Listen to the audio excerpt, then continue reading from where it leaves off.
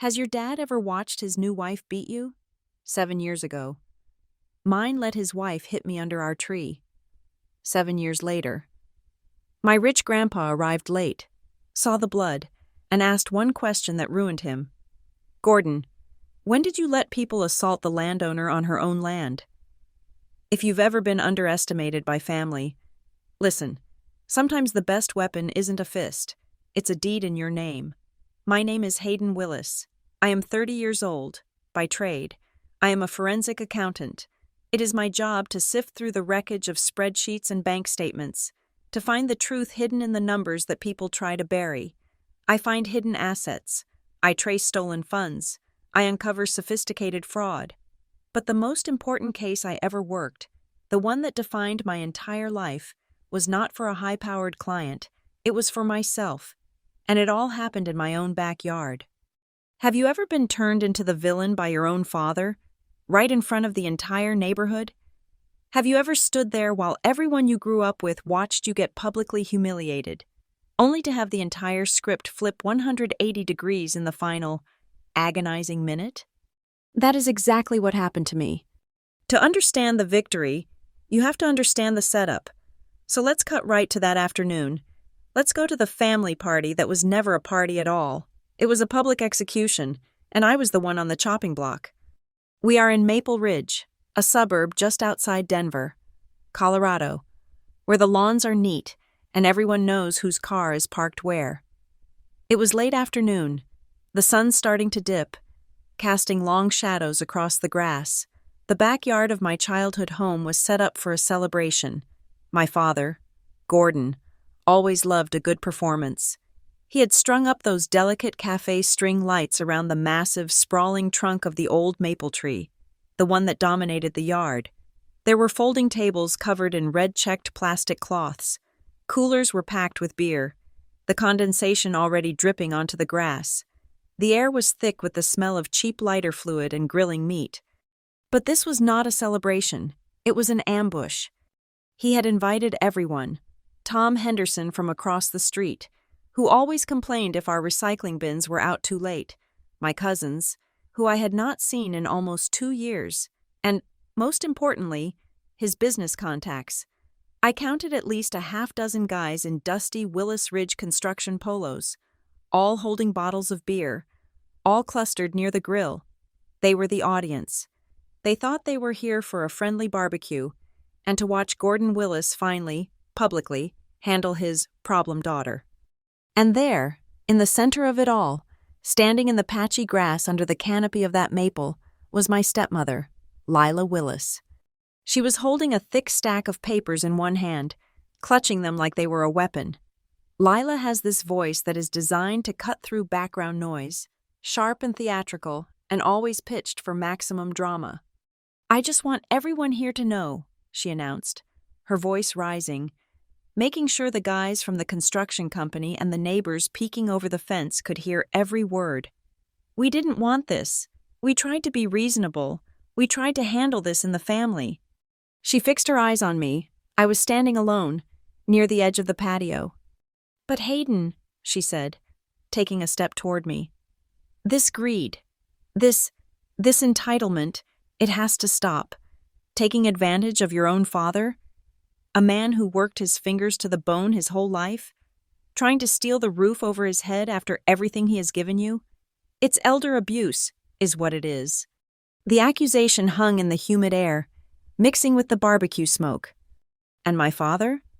Gordon Willis, 58 years old, the proud owner of Willis Ridge Construction, the man who taught me how to ride a bike on this very lawn. Where was he? He was right there. He was leaning against the trunk of the maple tree, maybe 10 feet away from me. His arms were crossed over his broad chest, his expression perfectly neutral. He watched. He did not say a word. He did not flinch. He just let her rip into me, his silence acting as the gasoline on her fire, validating every single lie that spilled from her mouth. The neighbors were whispering. I could see Mrs. Henderson pretending to check something on her phone, but the black lens of the camera was clearly pointed straight at us. They were recording it. The whole neighborhood was recording my humiliation. That maple tree, The place I built my first treehouse felt less like a piece of my childhood and more like a pillar in a Roman Colosseum. "You are an ungrateful child," Lila screamed, stepping right into my personal space. I did not move. I kept my hands loose at my sides, my breathing steady. I work in forensic accounting. I know what a setup looks like. I know how people bait a trap. They wanted me to lose control. They needed the video of the crazy daughter attacking her poor, defenseless stepmother. That was the narrative they were building for the court case they were threatening. I would not give it to them. She shoved my shoulder, hard. "Sign the papers. Sign them and get out of this house." I stumbled back a step but held my ground. My voice was low, calm. "Lila, you don't know what you're talking about. Those papers are fraudulent." That is when she did it. She swung. It was not a dramatic, slow-motion movie slap. It was a fast, vicious, open-palmed strike that cracked across my cheek and split the inside of my lip against my teeth. The sound was sharp, immediate, and louder than the quiet music playing from the speakers. The entire yard went silent. My face exploded in a hot, throbbing pain. I could taste the immediate, metallic copper tang of blood in my mouth. I was stunned, but my training kicked in. Don't react. Don't raise your hand. Don't give them the video they want. Don't fall into the trap. I just looked at her, my cheek burning. My father finally moved. He pushed himself off the tree, his boots heavy on the grass. He did not come to help me. He did not come to check on me. He came to deliver the final blow. He stopped right in front of me, looming. He looked down at me, his eyes cold, devoid of any fatherly affection, just disappointment and steel. "Sign the papers, Hayden," he said, his voice a low growl. "Just sign the damn papers and leave. Don't make me drag you into court in front of all these people. Don't embarrass this family any more than you already have." I stood there, my cheek on fire, blood on my tongue, surrounded by whispering neighbors, my father's business partners, and his approving silence. This was it. This was the moment they had engineered. I was supposed to break. I was supposed to be so humiliated, so ashamed, that I would sign away everything just to make the public shame stop. And that is when I heard it. It was not the sound of the barbecue or the whispers. It was the sound of tires screeching on the asphalt out front. A heavy engine, powerful and expensive, not a construction truck. A car door slammed shut with a solid, definitive thud. The small crowd gathered near the driveway parted, turning as one. A black Lincoln Navigator was parked half on the curb, blocking the street. The driver's door was open. My grandfather, Harold Willis, stepped into the backyard. He is in his 70s, maybe older, but he does not look frail. He is tall and lean, and he walks with a heavy oak cane that he uses more for emphasis than for support. He moved slowly, deliberately, his expensive leather shoes walking right onto the grass. His eyes, sharp and clear, scanned the entire scene. Harold stopped about 10 feet away from the tree. He looked at me, and his eyes immediately locked onto the blood drying on my chin.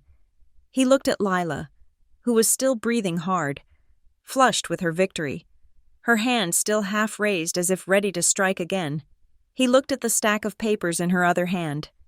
Then, his gaze settled on my father, who was still standing under the maple tree, looking annoyed by the interruption. The whole yard was dead quiet. You could hear the hissing of the charcoal in the grill. Harold's voice was not loud. It was gravelly, dry, but it cut through the afternoon air like a razor. "Gordon," he said, his voice perfectly calm, "did you just let your wife strike the person who holds the title to this property, right here under my maple tree?" The air froze. Gordon's face, which had been set in a mask of righteous anger, went pale. Lila's smug expression just dissolved into confusion. The neighbors stopped recording and just stared, their phones lowering. "I am looking at you now, right through this camera." From that one question, my entire life split into two distinct halves. There was the life where I was Hayden Willis, the problem daughter, the family punching bag, the ungrateful ghost in my father's house. And then, There was the life that came after. Now, we have to go back. We have to go all the way back to the beginning.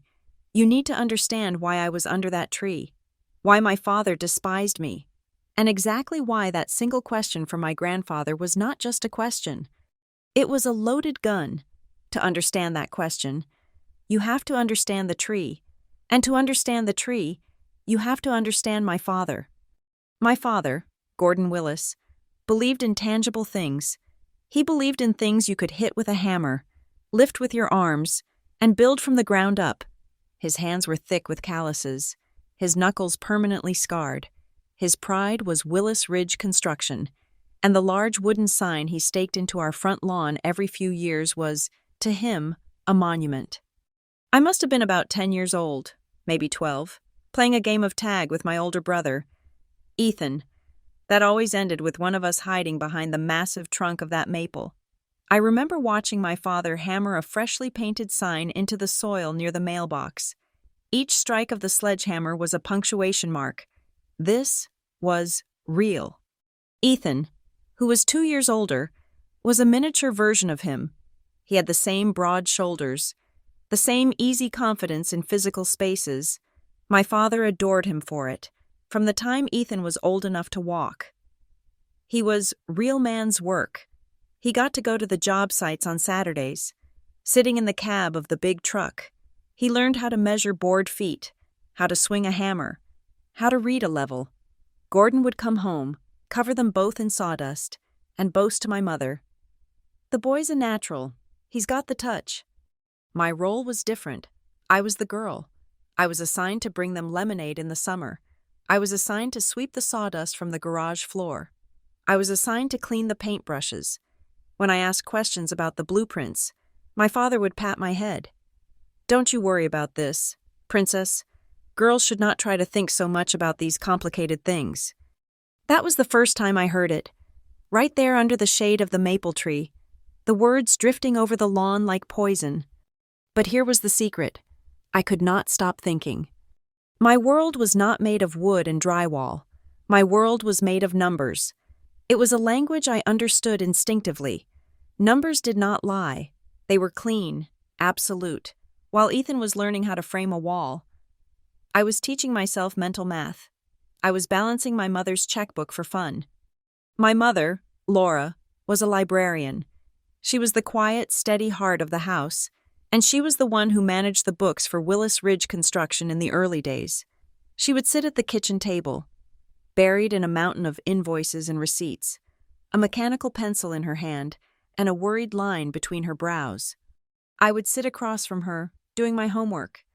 "Mom," I said one evening, looking over her shoulder. I was probably 11. "That invoice is wrong." She squinted, pushing her glasses up. "What, honey?" "From the lumber yard. They charged you for the delivery fee twice, and the tax is wrong. It should be 7.25%, not 7.5. You are overpaying by $93.40. She stopped, her pencil hovering. She punched the numbers into her calculator. Once, twice, her mouth fell open. She looked at me, her eyes wide, and for a second, I thought I was in trouble. Then she just smiled, a slow, tired smile, and handed me the entire stack. "Want to check the rest? Bright eyes?" From then on, it was our secret. I became the silent, unpaid auditor for my father's company. I found the small leaks, the double billings, the accidental overcharges from suppliers. I was good at it. I was really good at it. I saved him thousands of dollars before I even had my driver's license. My mother tried to tell him, "Gordon, you should see what Hayden found. She's incredible with this." He would just grunt, glancing at the corrected ledger. "A lucky guess. Good job keeping her busy." "Laura." He never once looked at me and said, "Good job, Hayden." That maple tree saw it all. It was the silent witness. It was the measuring stick of our lives. The backdrop for every forced family photo, Christmas, birthdays, graduations, me in my 8th grade graduation gown, him giving Ethan a rough hug after his first high school football game, The branches of that tree held all of our ghosts, all of our staged smiles. When it came time to talk about college, I knew what I wanted. I had spent years reading about financial crime, about white-collar theft. I wanted to be a forensic accountant.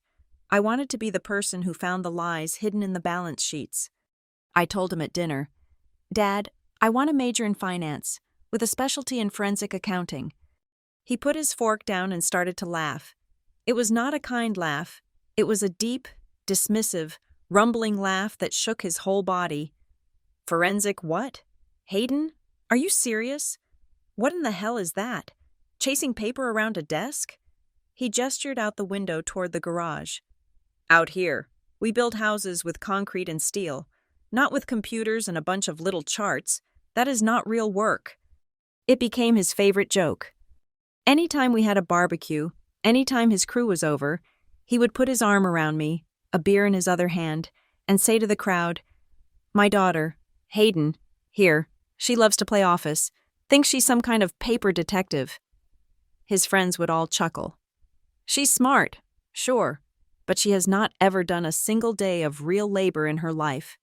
I would stand there, my face burning, forcing a smile while the men who respected him so much looked at me with a kind of pitying amusement, the invisible girl with the useless hobby. My mother was the only one who fought for me, in her own quiet way. She was a librarian. She knew the power of words, of knowledge. She would find me later, usually reading under that same maple tree, trying to escape into a book. "Do not let him dim your light, Hayden," she would whisper, sitting beside me on the grass. "Your mind is a tool, just like his hammer. Not everyone needs to hold a hammer to build a future." But there was someone else who saw it. My maternal grandfather, Harold. Grandpa Harold was the opposite of my father. Gordon was loud, physical, and desperate for the approval of other men. Harold was quiet, calculating, and rich in a way that did not need to announce itself. He had made his fortune in Colorado real estate and farmland, not by building on it, but by knowing what it was worth, when to buy it, and when to hold it. He rarely came to the house for my father's loud barbecues. He would visit on quiet weekday afternoons, and he would find me and just sit. Often, we would end up under the maple tree, him on a lawn chair and me on the grass. He did not talk about school or friends. He talked about land. He unrolled old county maps on the picnic table. He taught me how to read plat lines. He explained water rights, zoning laws, and easements. He showed me the difference between a warranty deed and a quitclaim deed. One afternoon, he brought something different. It was not a map. It was a heavy, dark brown, leather-bound ledger. It was old, the corners worn smooth and the paper inside thick and yellowed. "Your father," he said, his voice a low rumble. "He only sees what is on top of the dirt. He sees the wood, the windows, the roof. He never bothers to look at what matters, which is the dirt itself, and who owns it." He tapped the cover of the ledger. "Land and paper. Hayden, they always tell a different story than what people say. People will lie to your face. They will smile while they are robbing you blind. But the paper remembers everything. You learn how to read this," he said, tapping the book again. "And you will never, ever be fooled by a man's loud voice." That was the day my real education began. He gave me that ledger. I still have it. When I was 18, I got my acceptance letter to one of the best finance programs in the state. I was ecstatic. My mother cried and hugged me in the kitchen.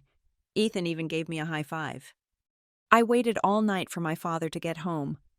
I held the letter in my hands, a small, ridiculous part of me hoping this would be it.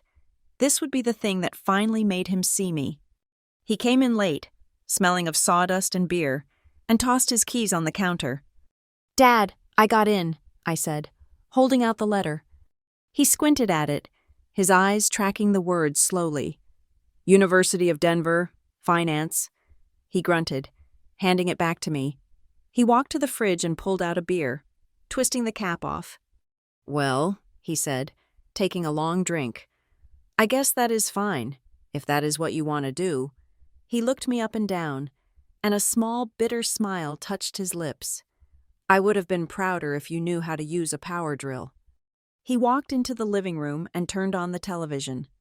I stood there in the kitchen, the letter in my hand feeling worthless. My mother had tears in her eyes, but she did not say anything. She knew, just as I did, that there was nothing to say. I went out the back door and sat under the maple tree. The sun was setting, and the string light poles my father had installed for his parties looked like skeletons in the dusk. I leaned my head against the rough bark, the same bark that had scraped my knees as a child, and I cried. I did not cry because he was mean. I cried because, for the first time, I truly understood. It did not matter what I did. It did not matter how smart I was or how much I achieved. To him, I would always be the wrong kind of child. My talents were the wrong kind of talents. I was not the son he could brag about, the one who would carry on the Willis Ridge construction name. I was just the girl who was good at playing office. I sat under that tree, the tears drying cold on my face, and I felt this strange, terrible mixture of love and resentment settle into my bones. I loved him because he was my father, but I think, in that moment, I also began to truly, deeply resent him for making me feel like I was worthless. That tree saw it all.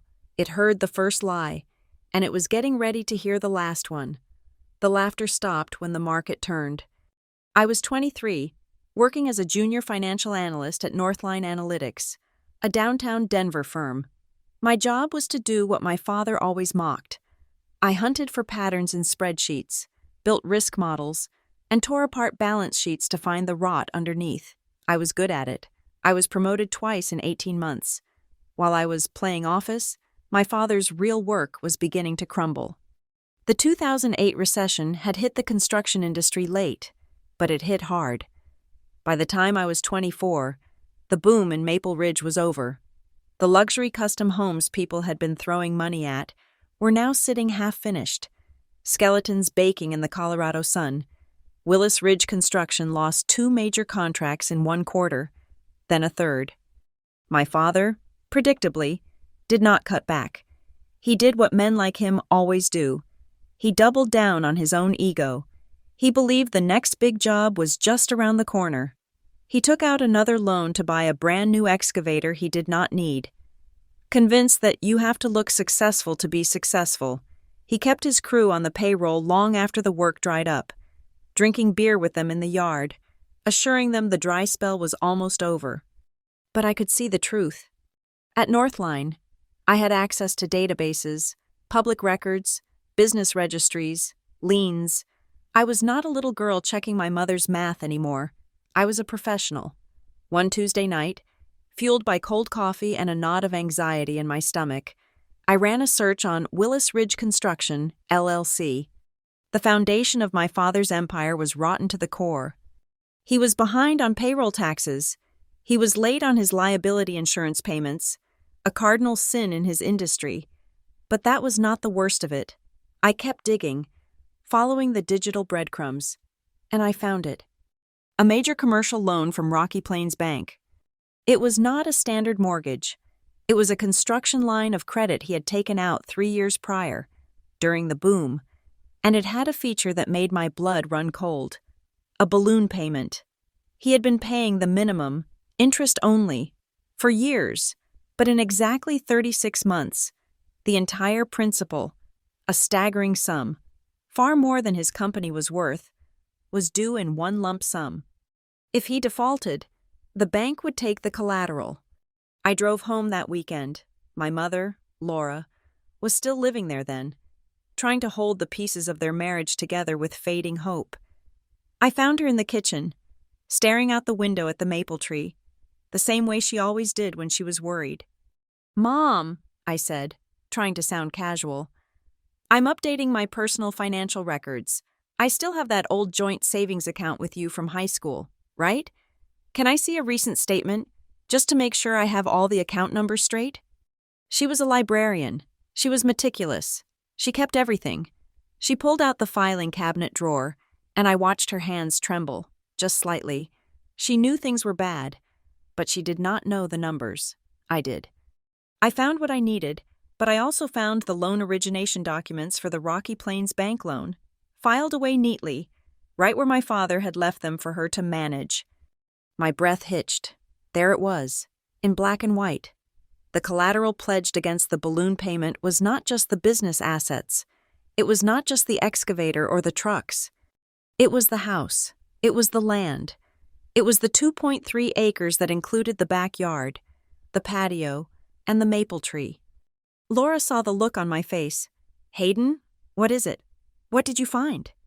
I showed her. I pointed to the balloon payment, the due date, and the collateral clause. I explained what it meant, that in 3 years, the bank would come, not just for the company, but for our home. She went pale. That night, she confronted him. I sat on the stairs, listening, my heart hammering against my ribs. I heard her small, trembling voice. "Gordon, the house? You gambled the house?" And then, his voice, booming, defensive, full of all the bluster that defined him. "Gambled? I am building a business. What do you and Hayden know about cash flow? What do women know about anything other than spending money? This house is mine. I built it, and I will handle it. Stay out of it." I heard a door slam. I knew, in that moment, that he would not handle it. He could not handle it. He did not have the money. He did not have the discipline, and his pride would never let him admit he was failing. He would let the bank take the tree. He would let them take my mother's home. I went back to my apartment in Denver and I made a decision. It was cold. It was calculating. It was the most important financial analysis of my life. I could not let him fail. Not this time. Not because I wanted to save him, but because I refused to let his arrogance destroy my mother's security and the only home I had ever known. But I would do it my way, in secret. I opened a new, private bank account. I set up an automated transfer from my paycheck, and then I started to work. My life became a blur of numbers. I kept my 9 to 5 at Northline Analytics, which paid my bills. Then, from 6 o'clock in the evening until 2 or 3 in the morning, I became a financial gun for hire. I took on freelance consulting contracts for startups that needed their books cleaned up before a venture capital pitch. I did forensic trace work for a boutique law firm that handled high-net-worth divorces, the kind where husbands tried to hide millions in offshore accounts. My life shrank to the 4 walls of my tiny apartment. I drank coffee for dinner. I subsisted on protein bars and the adrenaline of a looming deadline. I missed my best friend's bachelorette party. I missed her wedding. I broke up with a perfectly nice guy because I had to cancel our 4th date in a row. "I am just really busy with work," I told him. It was the truth. I became a ghost. Every month, on the 28th, I would log into a long-forgotten joint checking account my father and I had opened when I was 16, so he could give me gas money. He had not looked at it in a decade. It became my secret pipeline. From that account, I made the payments to Rocky Plains Bank. Not just the minimum interest payment he was barely scraping together, but extra payments. Huge chunks of my freelance income, directed straight at the principal of that catastrophic balloon loan. I was slowly, silently, and single-handedly paying off my father's debt. I was buying my own home from him, one 16-hour workday at a time. And I kept the records. Oh, did I keep the records? I am a forensic accountant. It is what I do. Every wire transfer confirmation, every freelance contract, every email chain proving my hours, every single pay stub. I did not keep them at my apartment. I rented a 3x5-inch safe deposit box at a bank downtown. I put every single piece of paper into that cold metal box. That box became my insurance policy. During my work with the law firm, I met Caleb Ross. He was a junior associate, sharp, quick, and unimpressed by bluster. He specialized in complex financial litigation. We worked on a case together, tracing assets through 3 different shell corporations. He was impressed by my work. I was impressed by his ethics. We became professional allies. I kept his card. My grandfather, Harold, was the only one who seemed to see the toll it was taking. He would show up at my office unannounced and take me to lunch. He would watch me drink 3 cups of coffee and barely touch my food. He never asked about my father. He never mentioned the loan. He just told stories. One day, over a plate of untouched salad, he looked at me. "You know, Hayden," he said, stirring his iced tea. "There is a difference between being nice and being a doormat. A person can be good. They can be kind. They can be loyal. But they have to know where their own property line is." He paused, then looked me dead in the eye. "If one day people start calling you a thief, even when you are the only one paying the mortgage for the very house they are sleeping in, what do you think you should do?" I did not have an answer. "I do not know, Grandpa." "You show them the deed," he said simply. "You show them the receipts. You draw the line." For 3 years, I drew no lines. I just paid. The balloon payment was due on July 1st. I made the final transfer on June 15th. It emptied my savings. It took every dime of a massive bonus I had just received from the law firm, but it was done. The loan was satisfied. I drove home that weekend. The house was quiet. My mother, Laura, was gone. She had finally left him 6 months earlier. I found my father in the backyard, drinking a beer, sitting at the picnic table under the maple tree. He was expansive, cheerful. He had just signed a small, new contract. He was, in his mind, on top of the world. "Hayden," he boomed, raising his bottle. "Good to see you. Things are finally turning around. I told everyone I would weather the storm. Did I not? These hands," he held them up. "They do not quit. I kept this house. I kept this company. I did not let those bankers take a damn thing from me." I stood there, exhausted down to my bones, my bank account almost at zero. Having not slept more than 5 hours a night for 3 years, I listened to him take credit. I listened to him brag about the victory I had paid for in silence, in missed weddings, in a lost relationship, in my own damn youth. He looked at me, waiting for me to congratulate him. "Not bad for a guy who just works with his hands, huh?" I just nodded. "Not bad, Dad." I turned around and walked back to my car. The injustice of it all was a cold, heavy stone. It did not sit in my stomach. It settled right into my chest, and it stayed there, getting heavier, day by day. For the next 3 years, that heavy, cold stone of injustice I was carrying, it got heavier.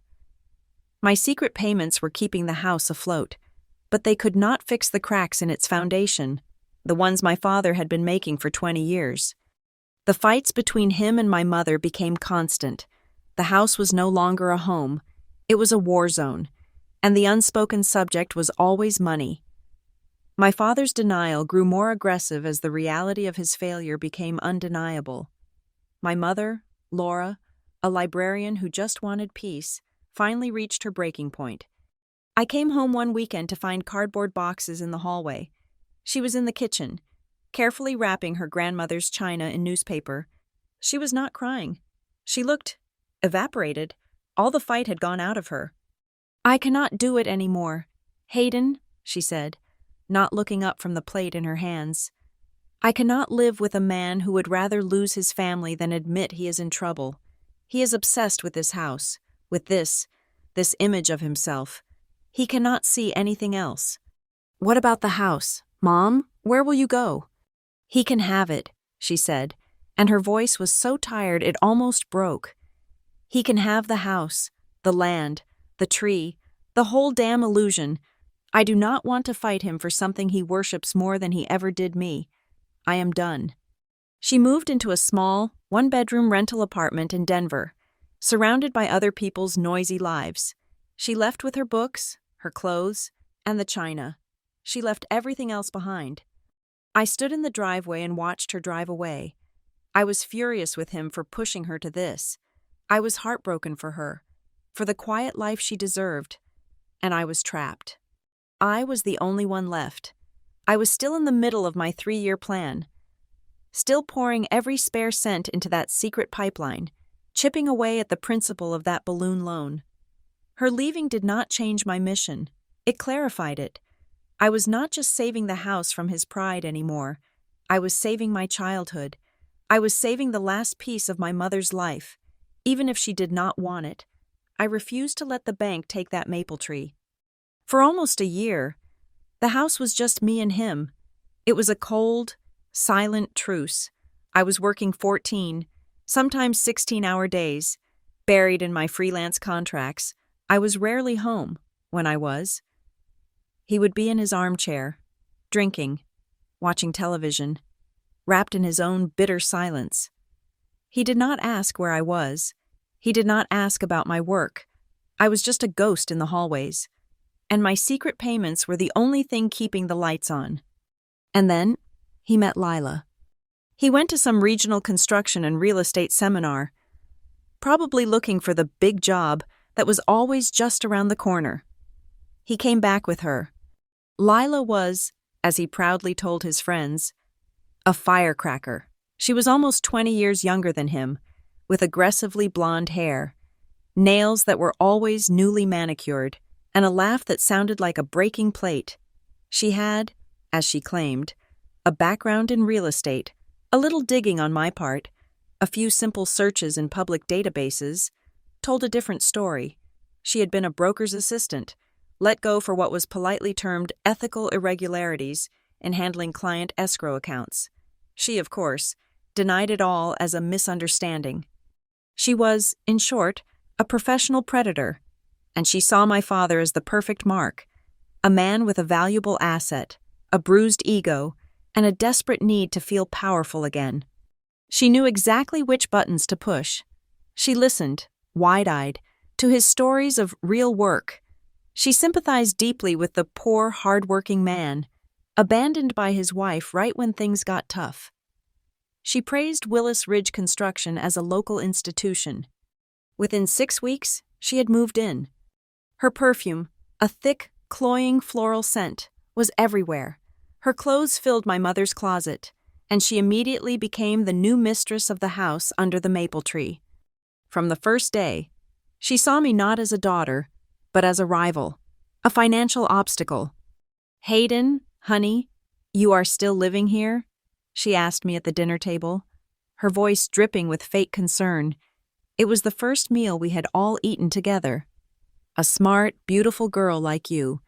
It is just a little unnatural, do you not think? A woman your age. What are you, 30? Still living in your daddy's house?" I kept my voice flat. "I am 27, Lila, and I am here to help manage the property finances." "Oh, of course," she said, patting my father's hand. "Your office work.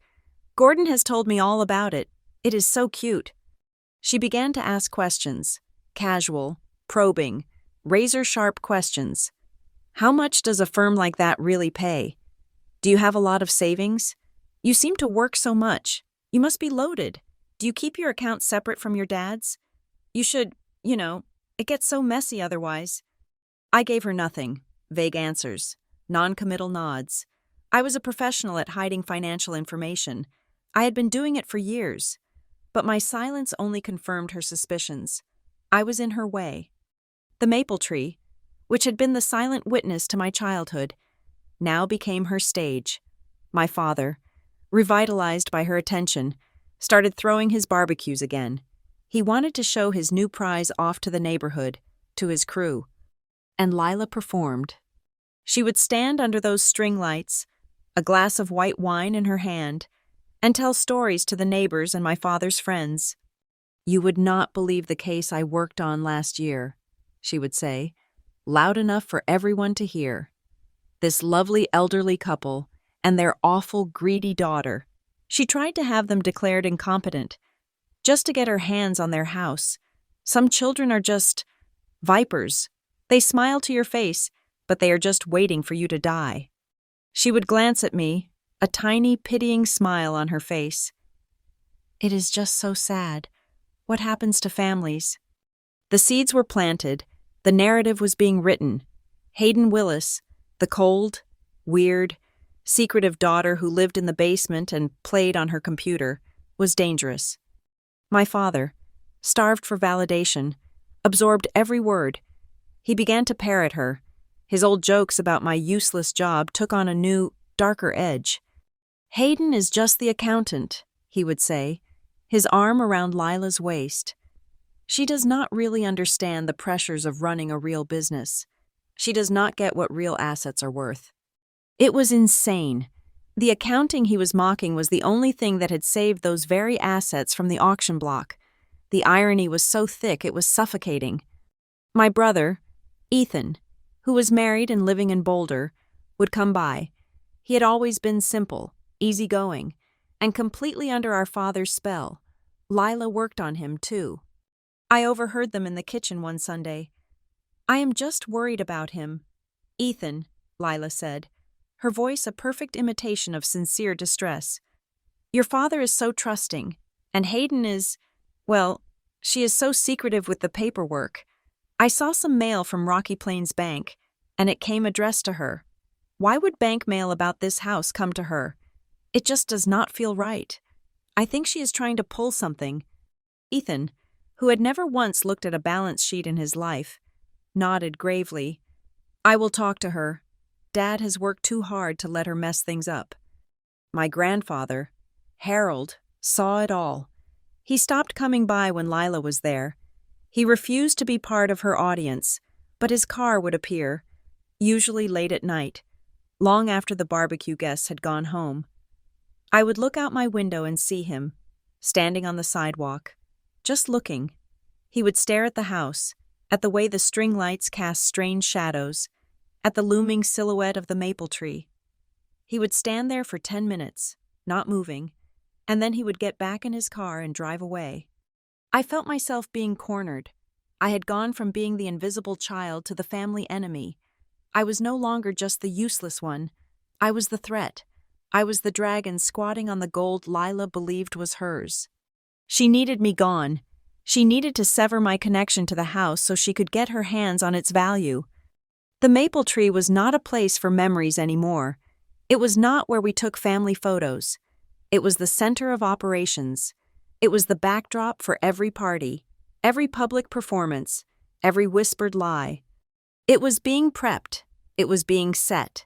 It was being turned into the perfect, sun-dappled, all-American stage for my final, public execution. Lila's plan began, as all bad plans do, with a little bit of greed and a lot of bad information. The neighborhood, which had been stagnant for years, suddenly caught fire. A new tech campus announced it was moving to a nearby suburb, and overnight, Maple Ridge became a desirable commuter community. Property values did not just climb, they skyrocketed. Lila, with her real estate background, was always checking the listings. I am sure she nearly fainted the day she ran the new comps on our address. The house, the land, the 2.3 acres, the maple tree. It was suddenly worth close to $1 million. To her, this was a winning lottery ticket. The mortgage was paid off. She did not know how. She just knew my father had been bragging about it. In her mind, the equation was simple: $1 million in equity, just sitting there. She went to work on my father immediately. "Gordon, honey," I can almost hear her purring. "This house is too big for us. It is an empty nest. Why are we paying taxes on all this land? We could sell, right now, cash out. We could take that money, move to a brand new condo downtown, and have hundreds of thousands left over. I have a friend, a broker, who has this unbelievable investment opportunity in a new development." It was the perfect pitch for him. It fed his ego. He had created this $1 million asset. It promised him a future where he was a property investor, not just a small-time contractor. He agreed almost instantly. But then, the problem. When they contacted a title company to prepare for the sale, the preliminary report came back. Messy, a forensic accountant, a real one, could have untangled it. But to Lila, it was just a nightmare of confusing paperwork. There was the satisfied loan from Rocky Plains Bank. Yes, but the payment history was bizarre, with huge, irregular principal payments coming from an account that was not my father's primary business checking. And then there was my name, Hayden Willis. My name was on correspondence. My name was noted in communications with the bank. My name was present And for Lila, present meant in the way. She must have lost her mind. She probably tore the house apart. Looking for the mail I had been receiving, she found a statement from the bank, addressed to me, at this address. She found a formal letter confirming the loan was paid in full. To her, this was not proof of payment. It was proof of a conspiracy. She ran to my father, waving the papers, her voice a screech of calculated panic. "She has been doing it all along, Gordon. I told you. She has been manipulating the paperwork behind your back. She has been forging your name, trying to get her name on the deed, trying to steal this house from under you. She is a snake, a quiet, smart, little snake." It was the perfect narrative. To a man like my father, who was intimidated by any paperwork more complex than an invoice. My financial knowledge was not a skill. It was a weapon. He believed her instantly. My playing office had become a sinister plot. They needed my signature. They needed me to legally sever any and all connection to the property so they could sell it. A quiet conversation was out of the question. They knew I would argue. They knew I would bring up the confusing numbers, so they opted for a public execution. The family barbecue and paper signing party was their invention. The invitations went out via text and phone calls. "Just a get-together, celebrating the new market," my father told his crew, "and we are finally getting the family paperwork sorted out. Want to have our friends here to celebrate." They were setting a stage. The maple tree would be the backdrop. The neighbors, his friends, my cousins, they would be the audience. They were going to use the pressure of public shame to break me. Lila, with her shady legal adjacent knowledge, had a document drafted by some cut-rate attorney. It was titled A Voluntary Relinquishment of Interest. It was 4 pages of dense, toxic legalese. I knew about the party. Of course, I still lived there. A ghost in the house. I was dreading it. But I knew I had to be there. I thought it was just another one of his performative barbecues. I had no idea it was my own trial. I came out the back door onto the patio, and the atmosphere was already thick. The grill was smoking. The coolers were open. But no one was really relaxing. My father was by the grill. But he was not flipping burgers. He was holding court, surrounded by 3 of his contractors. Lila was flitting between groups, a glass of wine in her hand, her voice high and bright. She saw me. Her smile widened. "Hayden, honey, you made it. Perfect timing." She walked to the center of the yard, right into the patch of sunlight under the maple tree, and clapped her hands. The chatter died down. Everyone turned, at least 30 people, all looking at her and at me. "Thank you all for coming," she began, as if she were hosting a charity gala. "We are so thrilled to see all our friends. We wanted to share some exciting news. Gordon and I have decided to sell this wonderful house and move on to our next adventure." There was a spatter of polite applause. "But first," she said, and her voice hardened, "we just have one small, sad piece of family business to clear up." She held up the stack of papers, the relinquishment agreement. "As you know," she continued, her eyes locking on me, "Hayden has been living here as a guest, and as she enters this new phase of her life, we have all agreed it is best for her to formally, move on and leave this house to the man who built it." She began to read from the paper. Her voice was loud, projecting to the neighbors on the far side of the fence. "A voluntary agreement, acknowledging that Hayden Willis has resided on the property as a tenant at will, without financial contribution, and hereby relinquishes, waives, and surrenders any and all past, present, or future claims to interest, title, or equity." My blood ran cold. This was not a party. It was an ambush. 30 years old, she said, looking up from the paper, her voice dripping with pity. Still living in her father's house, not contributing, not paying her own way.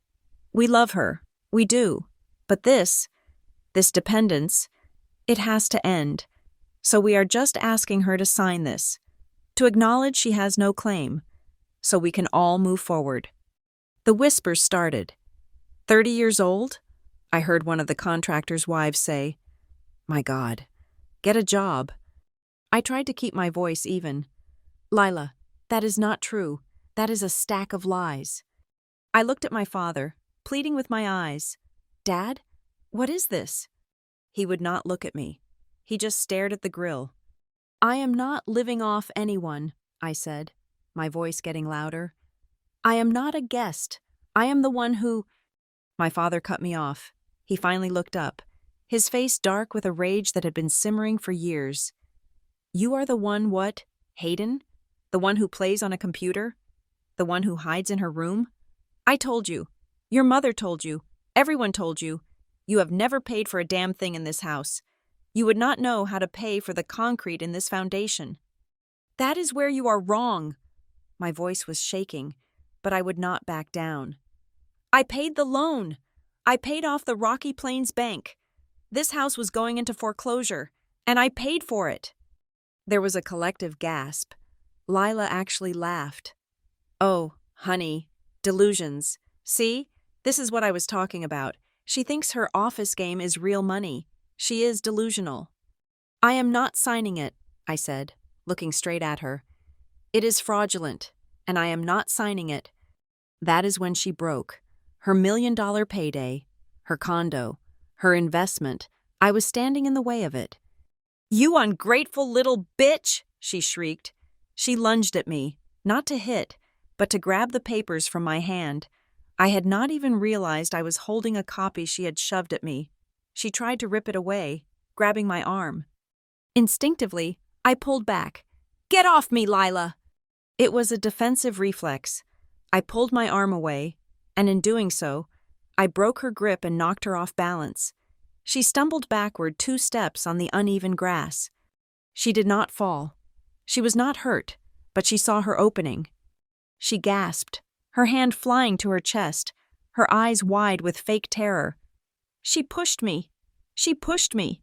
Did you see that? Gordon, she attacked me. This is what I have been living with, this psycho. Before I could say, I did not push you, before I could even breathe, she lunged again. This time, her hand was open. This time, it was not a grab. It was a swing. The crack of her palm against my cheek was deafening. It echoed in the small, suddenly silent backyard. It was so hard my head snapped to the side, my hair whipping across my face. A ring of fire exploded on my skin. My eyes watered instantly. The world tilted. Everything went into slow motion. I tasted salt and copper, blood from where my teeth had cut the inside of my lip. I saw, as if through a tunnel, the faces of the crowd. Shock, pity, a few faces of quiet satisfaction, and phones. At least 3 people, including Mrs. Henderson from across the street, had their phones up, recording.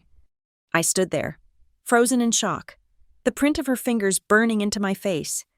I looked at my father. He was my only hope, my dad. He was standing under the maple tree. He had not moved. His arms were not crossed anymore. They were just hanging at his sides. His face was cold, blank. He looked at me, at my bleeding lip, at the tears welling in my eyes, and he just nodded, slowly, as if this was the price of admission. You brought this on yourself. Hayden, he said. His voice was not angry. It was just empty, done. You pushed her. Now you see. Just sign the paper, sign it, and this all stops. He was giving me the out. Surrender. Sign the lie. Admit I was the monster, and the pain would stop. I could not breathe. This was it. This was the bottom. Humiliated, assaulted, and abandoned. All under the branches of the tree that was supposed to be my safe place. And then, the sound. A screech of tires on the pavement out front. Not a pickup truck, a heavy luxury vehicle. A car door slamming with a sound like a vault closing. Thud. The crowd at the edge of the driveway turned, murmuring, parting like the Red Sea. My grandfather, Harold Willis, walked onto the grass. He was not supposed to be here. He had not been invited. He walked with his oak cane, but he was not leaning on it. He was holding it. Tap, tap, tap.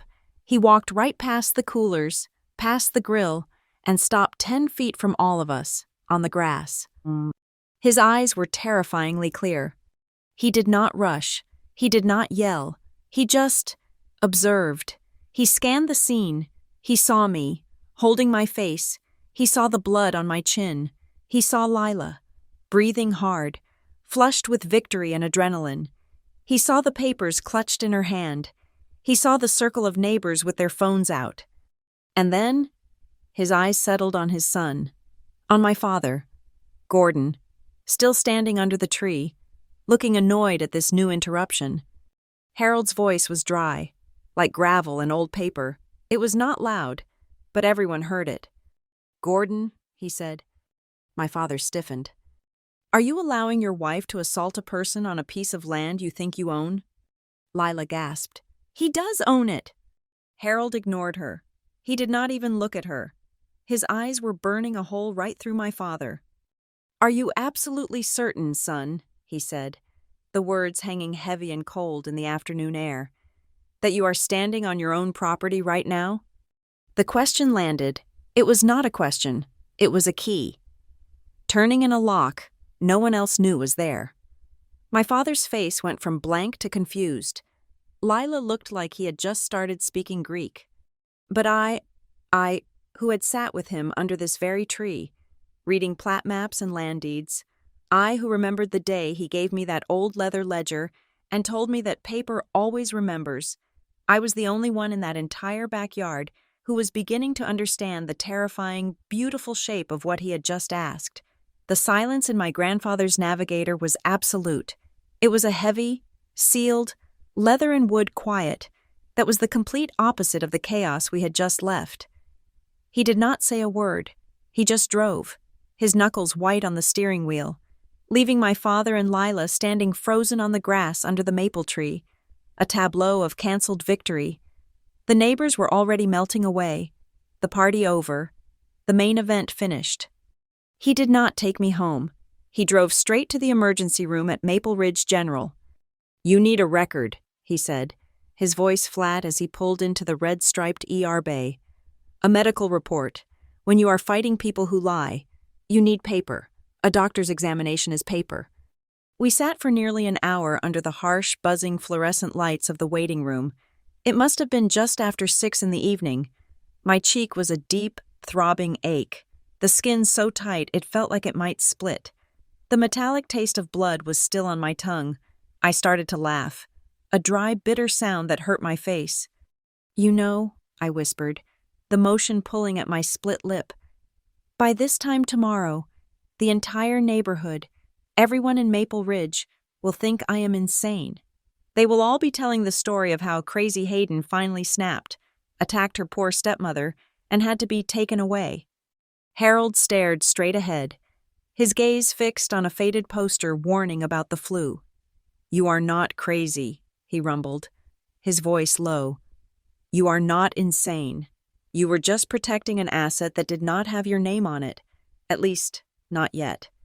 When a nurse finally called my name, they took me back, took pictures of the swelling, and a tired-looking doctor shined a light in my eyes.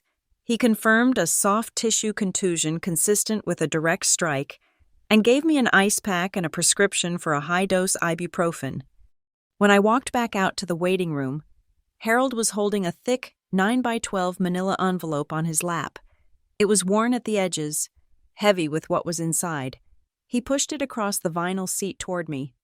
"That," he said, tapping the envelope, "is the paper that matters. Read it." I opened the metal clasp. Inside, there were 50, maybe 60 pages of dense, legal documents. The cover sheet read, "The Harold Willis Family Land Trust." I recognized it, or at least I thought I did. It was the trust he used for his farmland, the properties he owned up north. It was dated over 10 years ago. "Grandpa, this is just about the farms," I said, flipping through the schedules. "Keep reading," he said. I got to the addendums. Schedule A, list of trust assets. And there, halfway down the page, my blood turned to ice. It was the address, my address, the Maple Ridge house, the full 2.3 acres. It had been transferred into the trust 11 years ago. I do not understand," I stammered. How? Dad would never. He pointed to another document, stapled to the very back. It was a different kind of paper. Newer. It was titled, Power of Special Appointment and Authorization. It was dated 5 years ago.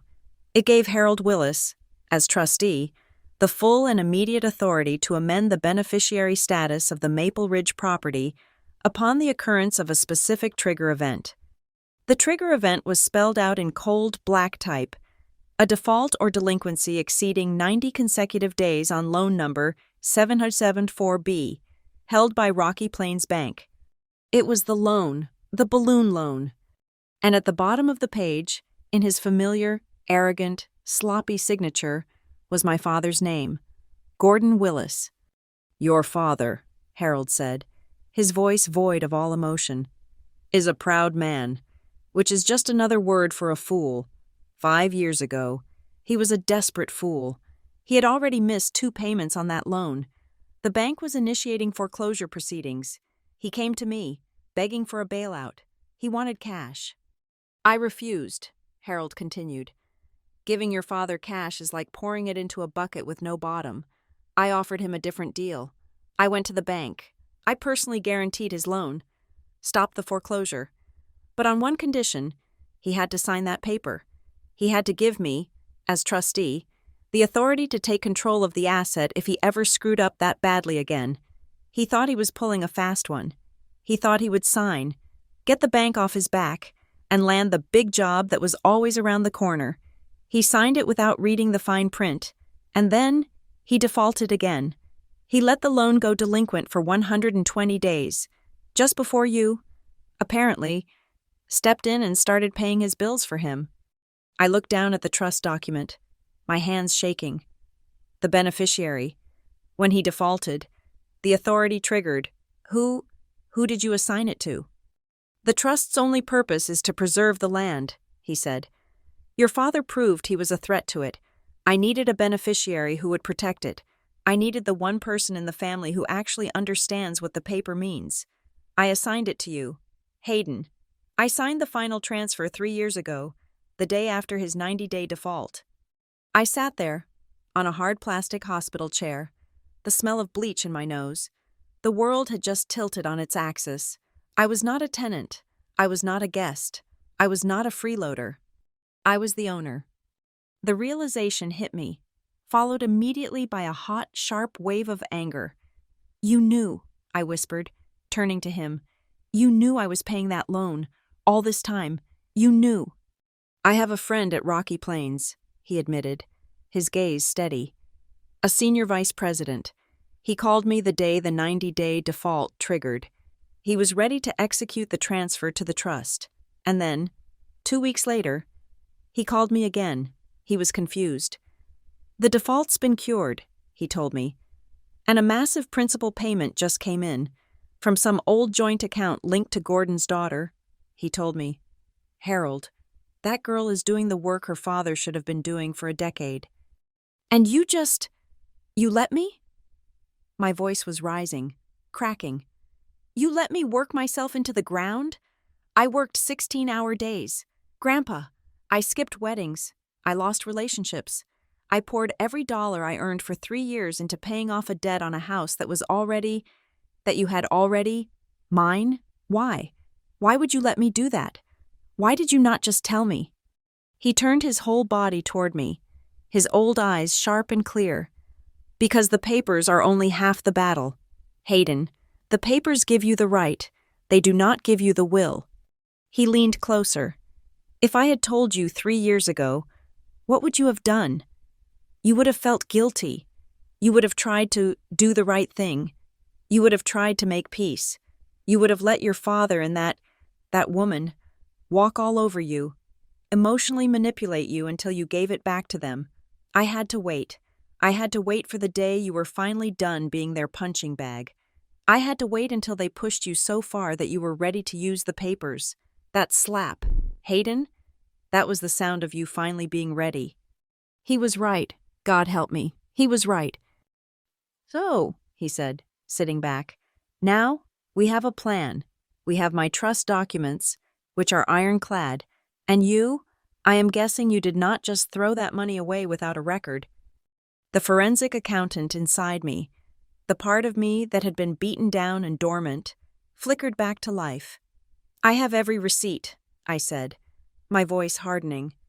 Every wire transfer confirmation, every freelance contract that funded them, every email, every timesheet. It is all in a safe deposit box at my bank. Good, he nodded. My paper, your paper. We build a fortress. We need a lawyer, I said, my mind finally clearing, the fog of pain and humiliation burning away, replaced by cold calculation. Not one of your corporate guys, a litigator, a shark. I know a guy. His name is Caleb Ross. The next night, we met in a sterile, glass-walled conference room at Caleb's firm downtown. It was almost 9 o'clock. I had gone to my safe deposit box. I walked in carrying 2 banker's boxes, which I set on the polished mahogany table. Caleb, who had only ever known me as a calm, competent colleague, looked at the fading bruise on my cheek and then at the boxes. My God, Hayden, he said, as I started laying out the binders, organized by year. You were not exaggerating. He spent an hour reading. He looked at Harold's trust documents, his eyes wide. He looked at my payment summaries, my spreadsheets tracing every dollar from my freelance work to the Rocky Plains bank loan. He picked up the final, paid-in-full letter from the bank, addressed to me. This is, he shook his head, looking from me to Harold. This is the most airtight case of financial, I do not even know what to call it. They were publicly accusing you of being a freeloader, while you were secretly paying almost $500,000 to save their home? A home, Harold corrected, that she already legally controlled. This is incredible, Caleb said, but they are acting very confident. This Lila, she is not stupid. She is moving fast. He pulled a notepad closer. This broker friend she mentioned at the party, I ran his name. He is a bottom feeder known for fast, cash-only flips, usually to shell corporations. I am willing to bet they are already in negotiations. He was right. He made a call the next morning, posing as a representative for an interested investor. The broker's assistant, chatty and unprofessional, confirmed it. An offer was already pending from an entity called Ridgeview Investment Group, and they were scheduled to close in cash in less than 30 days. Lila was not just planning to sell. She had a buyer. She was actively trying to liquidate my asset. So, what is the plan? I asked, looking at Caleb. We send a cease and desist? We file a motion to show title? Is it over? Harold tapped his cane on the marble floor. Tap, tap. Over? He said, his voice dangerously quiet. No, that is not over. That is just defense. That is not the lesson. He looked at me, his eyes hard. A man can lose his money. Hayden, he can recover from that. He can lose his reputation. He can even rebuild that. But when a man stands by and allows the one person who saved him from his own ruin to be publicly assaulted and humiliated, he needs to lose everything. He needs to lose it all, in front of the exact same people he tried so hard to impress. Caleb caught on first. A slow, sharp smile spread across his face. He is right. We do not just react. Hayden, we do not just defend. We let them. Let them what? We let them sue you, Caleb said, his energy rising. They think they are the victims. They think you are the crazy, violent one. They are going to file for a restraining order against you. They are going to file an eviction notice. They are going to use that barbecue as their proof. They would, I whispered, the coldness of their plan hitting me. That whole party was a pretext. Exactly, Harold said, and we are going to let them walk right into their own trap. We let them file, Caleb picked up, pacing the room. We let them schedule a hearing. We let your father get on the witness stand, under oath, and tell the judge and the entire community what a deadbeat, useless, crazy daughter you are. We let Lila tell her tearful story about how you attacked her. And then, Harold said, we show them our paper, and you show them your receipts. A final, cold piece of the puzzle slotted into my mind. And one more thing, I said. That party, all those neighbors with their phones out, Lila screaming, "Did you see that?" She was performing. Kabaleb. Eyewitnesses. It will be their word against yours. No, I said, a slow, cold smile matching his. Better. My father loves that maple tree. He also loves gadgets. Last spring, he installed a high-definition birdhouse camera aimed right at the patio. He loves watching the blue jays.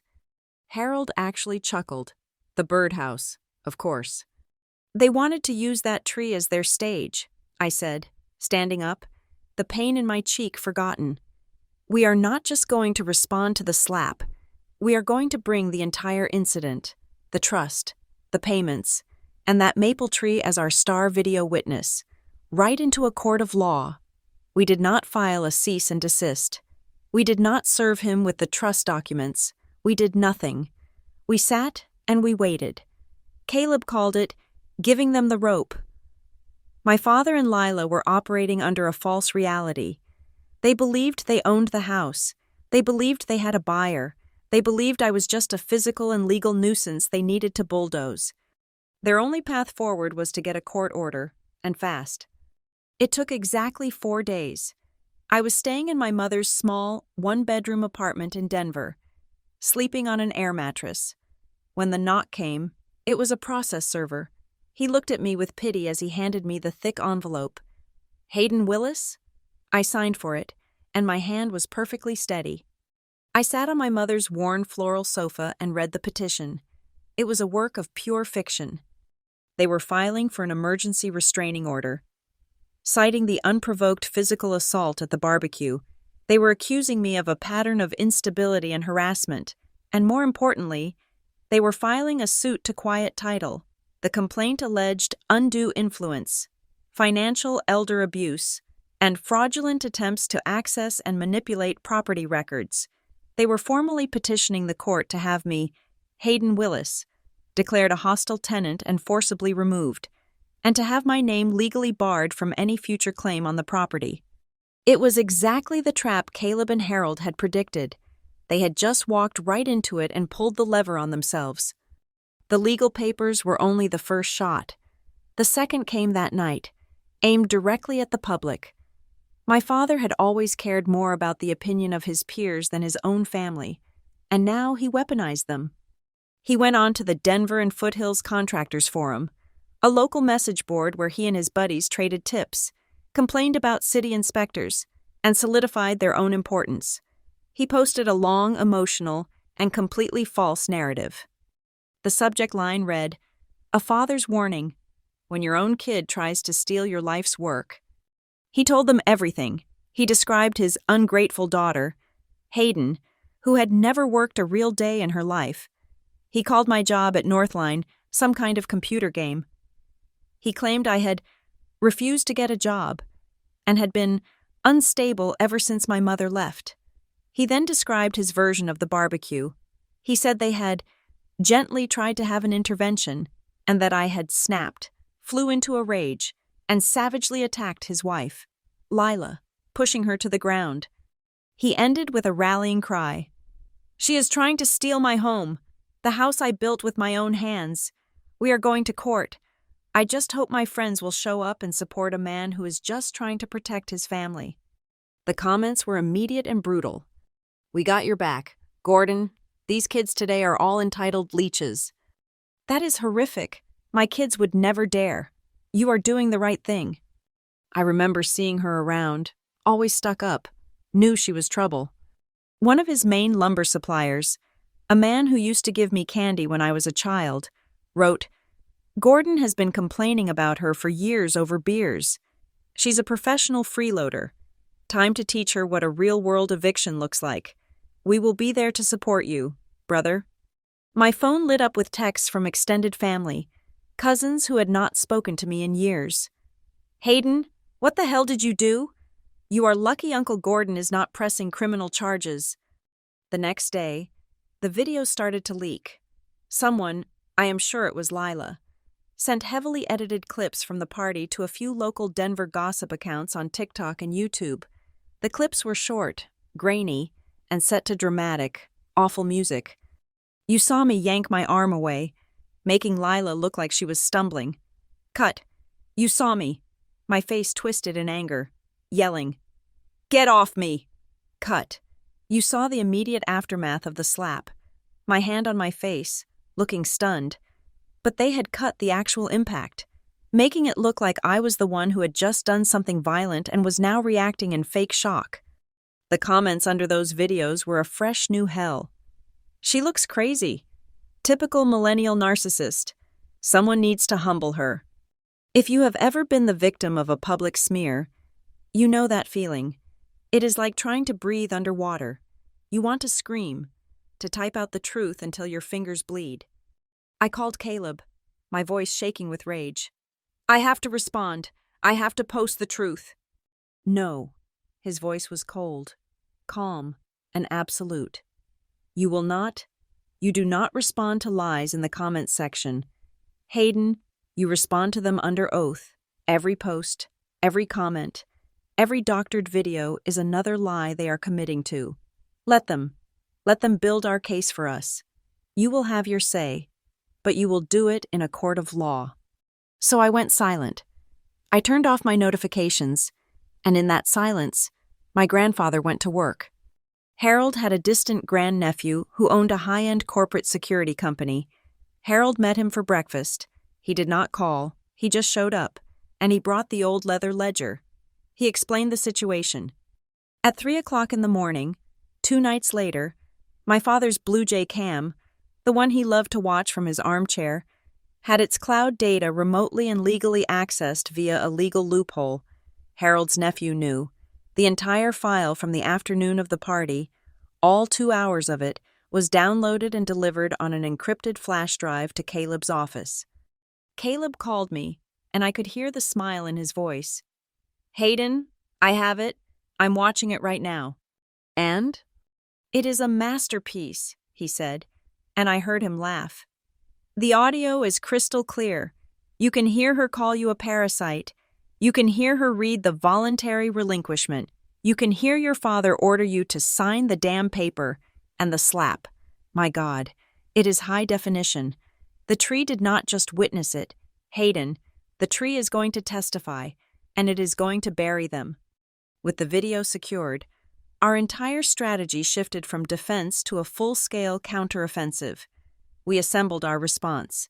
The banker's boxes I had brought to Caleb's office were organized into binders, each tabbed for use in court. Exhibit A, the Harold Willis Family Land Trust, dated 11 years prior, showing the property transfer. Exhibit B, the Power of Special Appointment, signed by Gordon Willis, giving Harold control upon loan default, dated 5 years prior. Exhibit C, the Final Beneficiary Assignment, naming Hayden Willis, dated 3 years prior. Exhibit D, volumes 1 through 7, 7 years of my personal bank statements, freelance contracts, and wire transfer confirmations totaling nearly $500,000. Exhibit E, the paid-in-full letter from Rocky Plains Bank, addressed directly to me. Exhibit F, the unedited, time-stamped video file, labeled Maple Tree footage. This was not a defense, it was an execution. I had to tell my boss. I scheduled a meeting with my director at Northline Analytics. I walked in, closed the door, and for the first time in my professional life, I let the mask drop. I told her I was being sued by my father, that I was being publicly slandered as an unstable freeloader, and that I would need to request an immediate, unpaid leave of absence to fight for my home. She listened, her expression unreadable. When I finished, she leaned forward. Hayden, I have always known you were one of our best analysts. Your work is meticulous, ruthless, and you never miss a detail. I always wondered where you got that fight. She smiled, a thin, corporate smile. Now I know. You are not taking a leave of absence. You are on temporary remote assignment, and I am having our corporate counsel review your case. Gratis. We protect our assets at this firm. Go end this. The public attacks, however, were taking their toll. My brother, Ethan, called me. He was screaming before I even said hello. Hayden, I saw Dad's post. I saw the videos. How could you? After everything he did for us, you attack his wife? You try to steal his house? You are sick." "Ethan," I said, my voice ice cold, "he is lying to you. He is my father. Hayden, he would not lie about this." "He would," I said, "and he is. I am done talking." I hung up. Then I went to my laptop. I composed a new email. I attached 2 files. Just 2. The first was the paid in full letter from the bank. The second was one bank statement from the month I made the final balloon payment. I wrote one sentence in the body of the email. "If it is his house, ask him why the bank sent this to me, and where he got this money." I hit send. He did not call back. The seed of doubt, the one thing my father could not stand, was planted. Grandpa Harold was planting his own seeds. He did not use the internet. He used his steakhouse lunches and his landline. He called 2 of his oldest friends, one a semi-retired judge, the other the biggest commercial real estate developer in the state. "Awful business," I can imagine him saying, his voice a low rumble over the phone. "My son, Gordon, you know, the contractor, seems he has gotten himself crosswise with my granddaughter. Hayden. Yes, the analyst, the smart one. Apparently, he does not realize she is the one who paid off his entire mortgage. Yes, and now he is suing her for elder abuse. It is a real mess. He is going to get himself publicly humiliated. He is walking into a buzzsaw." The rumors started to flow backward, through the exact channels my father respected, at the country club, in the supply houses. The narrative began to shift. "Heard something about Gordon Willis. He is in a fight with his daughter. Yeah, but I heard she has all the paperwork. Heard she might even own the house. He is suing the wrong person." The hearing was set. Tuesday, 10 in the morning, for the preliminary injunction and restraining order. My father was triumphant. He posted one last time on the forum. "The day of reckoning is here. See you all at the courthouse on Tuesday. Time to teach my daughter a lesson in respect she will never forget." His friends and suppliers all replied, "We will be there. Gordon, buying you a beer after." I sat with Caleb in his conference room, the night before. The binders were stacked on a rolling cart. The video file was loaded and tested. "He thinks he is teaching me a lesson," I said quietly, looking out at the city lights. Caleb closed the final binder. "Oh, he is," he said, a grim smile on his face. "He is about to teach the entire community a masterclass, taught by you. It is called The Difference Between a Loud Voice and an Ironclad Chain of Title." Caleb stood, a quiet island of calm in the tension-filled room. He buttoned his suit jacket. "Your Honor." His voice was not loud, but it cut through the silence, crisp and professional. "The defense appreciates the plaintiff's very theatrical presentation. We now have a few facts we would like to introduce to the record." He gestured to the rolling cart. "But before we get to the binders, the defense calls Mr. Harold Willis to the stand." A wave of confused murmuring swept through my father's side of the room. I saw the lumber supplier lean over to his friend. "Who? The old man?" They knew Harold as the eccentric grandfather, the wealthy farmer. They had no idea he was the bank. My grandfather walked to the stand. His oak cane made a slow, deliberate tap, tap, tap, on the courtroom floor. He took the oath, his voice dry and steady. "Mr. Willis," Caleb began, "please state your relationship to the plaintiff, Gordon Willis, and the defendant, Hayden Willis." "Gordon is my son," Harold said. "Hayden is my granddaughter. Mr. Willis, you are the trustee of a private land trust, correct? The Harold Willis Family Trust?" "I am." "Can you describe, in general, the assets held within that trust?" "Farmland, commercial properties, and the residential parcel at 125 Maple Ridge Drive." You could have heard a pin drop. My father went rigid. His lawyer, Danvers, shot to his feet. "Objection, Your Honor, relevance. This hearing is about an assault and an eviction, not my client's father's farm portfolio." The judge looked at Caleb. "Mr. Ross, where are you going with this? Your Honor, Caleb said, his voice perfectly smooth. It is not just relevant, it is the entire case. The plaintiffs have filed a suit to quiet title. We are here to answer the question of who, exactly, holds that title. I will allow it, the judge said, narrowing her eyes. But get to the point. Caleb walked to the cart and pulled out the thickest binder, labeled Exhibit A. Your Honor, this is the certified documentation for the Harold Willis Family Trust, filed 11 years ago. I direct you to Schedule A, which shows the property at 125 Maple Ridge Drive being legally transferred into the trust at that time. And Mr. Willis, Caleb continued, for what purpose was this transfer made? My son, Gordon, Harold said, his voice flat, is excellent with a hammer. He is disastrous with a checkbook. I placed the property in the trust to protect it from his own financial instability. Objection, Danvers shouted.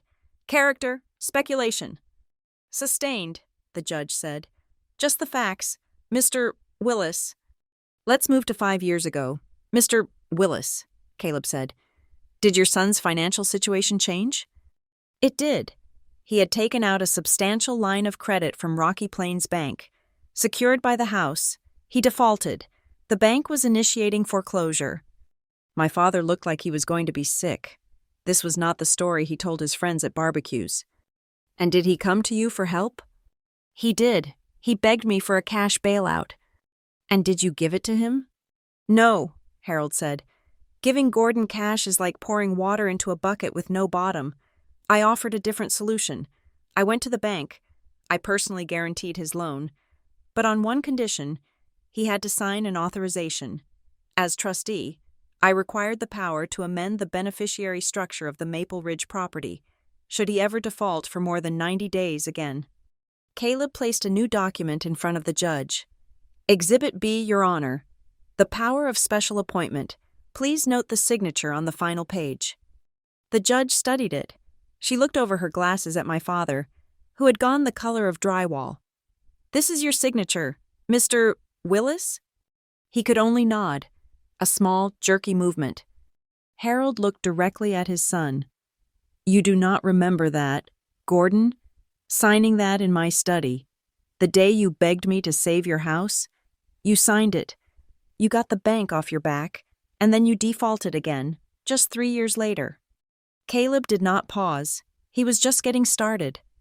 Now, Your Honor, Mr. Danvers and his clients have spent the morning painting Ms. Hayden Willis as a freeloader, a leech, and a dependent. They claim she has never contributed $1 to the household. He turned, walked to the cart, and lifted 7 massive, 3-ring binders, placing them on the clerk's desk with a resounding thud that echoed in the silence. Exhibit D, volumes 1 through 7, Caleb announced. These are the complete, certified bank records, employment contracts, freelance invoices, and wire transfer logs for Ms. Hayden Willis for the past 7 years. He walked toward the judge, holding a single summary sheet. Your Honor, you will find in these binders that my client, Ms. Willis, while working 60-plus hour weeks as a senior financial analyst and forensic accounting consultant, has been, in secret, paying off the entirety of the Rocky Plains Bank loan, the same loan her father defaulted on. The total amount paid directly by Ms. Willis from her own income, he said, his voice rising, is $481,922.58. We also have, as Exhibit E, the paid-in-full letter from the bank, addressed to Ms. Hayden Willis, and a certified affidavit from the bank confirming that during this payment period, not one single dollar originated from any account belonging to Mr. Gordon Willis. The room imploded in on itself. The silence was absolute. I looked back at the wall of contractors. Their jaws were slack. The man who had called me a leech was staring at his own hands, his face a deep, blotchy red. The judge slowly took off her glasses. She cleaned them, then put them back on. She looked at my father. Her voice was pure ice. Mr. Willis, she said, you testified. under oath, that your daughter doesn't know real work and has never paid for a damn thing in your house, and yet I am looking at a $500,000 paper trail that says she paid for your entire house. Do you care to explain that discrepancy?" My father's mouth opened and closed. No sound came out. He looked at Danvers, who was shuffling his own papers, completely lost, like a man looking for a life raft on a sinking ship. Lila leaned in. I could see her, her face a mask of purple fury, whispering at him, "Tell them it is a lie. Gordon, tell them she forged it. Do something." I, my father stammered, looking at the judge, at his friends, at me. I don't know. I don't remember. She handles the paper." "Perhaps we can refresh his memory," Caleb said. "Your Honor, the plaintiff's entire case for this restraining order rests on an alleged, unprovoked assault. We have sworn testimony from Mrs. Willis that she was savagely attacked and shoved to the ground. Is that correct, Mr. Danvers?" Danvers, seeing a chance to get back to his own case, stood up. "That is the sworn testimony of our client, yes." "Excellent," Caleb said. "In that case, the defense would like to present Exhibit F. It is a video file, Your Honor, recovered from a high-definition security camera installed on the property." He wheeled a large monitor so the entire courtroom could see. "The camera," he added, "was installed by Mr. Gordon Willis himself. He enjoys watching birds." The file opened. The screen lit up.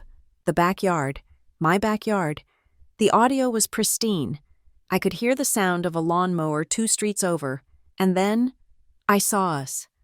The entire courtroom watched, in stunned silence, the real video. They watched Lila walk up to me, her voice sharp and ugly. 30 years old, still living in your father's house, just a parasite." They watched her shove me first, a hard, 2-handed push to my shoulders. They watched me pull my arm back defensively, making her stumble, but not fall. They heard her shriek, "She pushed me! She attacked me!" And then they saw it. In high definition, in slow motion, Lila, lunging forward, her face a mask of rage, her hand, swinging in a wide arc, the sickening, sharp crack as her palm connected with my cheek. A collective, audible gasp sucked the air out of the room. The men in the back row, the contractors, were staring in horror. They had been told I was the attacker. The video did not stop. It showed me, standing there, stunned, my hand to my face, not striking back. It showed my father, standing under the tree, his face a cold, blank mask, and then his voice, low and menacing, boomed through the courtroom speakers. "You brought this on yourself. Hayden, just sign the paper, sign it, and this all stops." Caleb clicked the mouse. The screen went black. The silence in the room was deafening. The lie had been so big, and the truth so absolute. It had broken the narrative completely. The judge turned her gaze on Lila. Her voice was so cold it could have frozen water. "Mrs. Willis," she said, "you testified, under oath, that you were savagely attacked and shoved to the ground. This court has just watched a high-definition video in which you are the only person committing an assault. Would you care to explain why your sworn testimony is in direct opposition to the video evidence?" Lila was trembling. Her mask of polite victimhood shattered. It was a very stressful situation. I was so upset. I must have misremembered." "You misremembered striking your stepdaughter in the face?" the judge asked. "She drove me to it," Lila finally shrieked, losing her composure completely. "She's a liar. She's been trying to ruin us." "Mrs. Willis, you will be silent," the judge commanded. "The defense calls Hayden Willis," Caleb said. I walked to the stand. I felt nothing, just a cold, clear focus. I was a forensic accountant, and I was presenting my findings. Caleb was brief. "Ms. Willis, plaintiff's counsel has alleged you have no real job. Can you please describe your employment?" I did not just describe it. I opened my briefcase. "This," I said, "is my employment contract with Northline Analytics, where I am a senior financial analyst. This is my professional certification in forensic accounting. This," I held up a thick binder, "is a list of my private freelance clients from the past 3 years, including 2 of the largest law firms in Denver. These are my tax returns." I turned, and for the first time, I looked directly at my father. He would not meet my eyes. He was staring at the floor, a broken man. "My father," I said, my voice clear and strong, "has spent my entire life telling me that my work is not real work. He told this court that I play on a computer. He is right. In a way, I do not build with hammers. I build with facts. And the facts are, my fake job paid for the house he is currently living in, while his real work almost sent it to foreclosure." "Caleb, no further questions." The judge looked at my grandfather. "Mr. Harold Willis, do you have anything to add?" Harold stood up from his seat in the gallery. He did not need the witness stand. He looked at his son, my father, his face gray, finally looked up. "Gordon," Harold said, his voice echoing in the stunned courtroom, "the first time you let your wife assault my granddaughter, under my tree, I asked you a question. You did not have an answer then. So today, in front of this court, in front of all your friends, I will ask you again." He leaned forward, his eyes burning into him. "Since when, Gordon, did you ever have the right to allow anyone to assault the legal owner of that property?" The question hung in the air. It was a sledgehammer. It was the end. The men in the back row, my father's friends, were looking at him with a new, dawning comprehension. It was not just that he had lied to them, it was that he had been a fool. He had been saved by the very person he was slandering, the lumber supplier, the one who had been the loudest on the forum, just stood up, his face filled with disgust, and walked out of the courtroom. My father put his head in his hands. A low, ugly, choking sound came from him. He had been beaten, not by a fist, but by paper. The judge looked at the scene. She looked at my father, weeping. She looked at Lila, who was staring at me with a hatred so pure it was terrifying. She looked at the 7 binders. She banged her gavel. "This court," she announced, her voice heavy with judgment, "has heard more than enough. The plaintiff's petition for a restraining order is denied. With prejudice," she glared at Danvers. "Counselor, I am stunned you even brought this before me." She looked at all of us. "The story I heard this morning about a deadbeat daughter and an abused father appears to be nothing more than a thin, poorly applied coat of paint, attempting to hide a moral foundation that is not just cracked, but completely rotten. We are in recess. I will issue my full ruling on the quiet title suit this afternoon." The 2-hour recess felt like a lifetime. We sat in a small, windowless conference room Caleb had secured. Harold sipped a cup of black coffee from a styrofoam cup. I just stared at the wall, my mind replaying the video, the audio, my father's weeping, the cold, clear adrenaline of the fight was fading, leaving behind the deep, familiar ache of the wound. When we were called back, the courtroom was a different place. It was not just full, it was overflowing. Word had spread through the courthouse like wildfire. The contractors in the back row had clearly been texting. A few local bloggers and 2 people I recognized from the local Denver news affiliate were now crammed into the back, notebooks out. The air was thick and electric. My father and Lila were already at their table. They looked destroyed. Lila's perfect makeup was streaked with tears of pure, unadulterated rage. My father just looked old. He was staring at the polished wood of the table as if it held the secrets to the universe, his face a gray, ashen mask. "All rise," the bailiff called. We stood, the judge entered, took her seat, and put on her glasses. She looked at the papers in front of her, then at my father, then at me. "This court is back in session," she said, her voice leaving no room for argument. "I have reviewed the evidence presented by both the plaintiff and the defendant in the matter of Willis versus Willis. My ruling is as follows." She took a breath, and I held mine. First, on the petition for a restraining order filed by Mr. Gordon and Mrs. Lila Willis against Ms. Hayden Willis, this petition is denied, with extreme prejudice. The video evidence presented as Exhibit F makes it abundantly clear to this court that the petitioner, Mrs. Lila Willis, was the sole and primary aggressor in the altercation.